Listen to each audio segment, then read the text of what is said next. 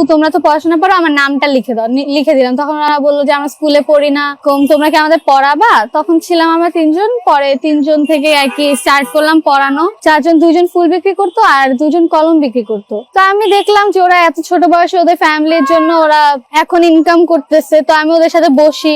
First ওইখানেই বসতাম, পরে সিদ্ধেশ্বরী ভার্সিটির একজন আপু বললো যে এই জায়গাটা একটু শান্ত তুলনামূলক ওই বেল রোডের চাইতে, তো এখানটায় তোমরা এসে চাদর নিয়ে পড়াতে পারো। তখন থেকে বাসা থেকে চাদর নিয়ে এসে আমাদের খাতা কলম দিয়ে পড়াতাম। পরবর্তীতে পথ শিশু ফাউন্ডেশন থেকে আর কি আমাদের এইসব ইকুইপমেন্ট দেওয়া হয় আর কি। প্রথমে 4 জন ছিল, এখন আস্তে আস্তে সেটা 10 জন 15 জন হয়ে গেছে। তো প্রত্যেক দিনই নিয়মিত বাচ্চারা আসে, সবাই মোটামুটি নিয়মিত আর আগ্রহী। তো এটা দেখে অনেক ভালো লাগে। কালকে অনেক বাচ্চা ছিল, আমরা 2টা চাদর নিয়েও ভরাতে পারিনি। আজকে আবার একটু কম, তবে আসে নিয়মিত হচ্ছে 10 জন এরকম আসে। এখানে আমি আশেপাশে দেখি অনেক বাচ্চারাই এখনো পড়ে না।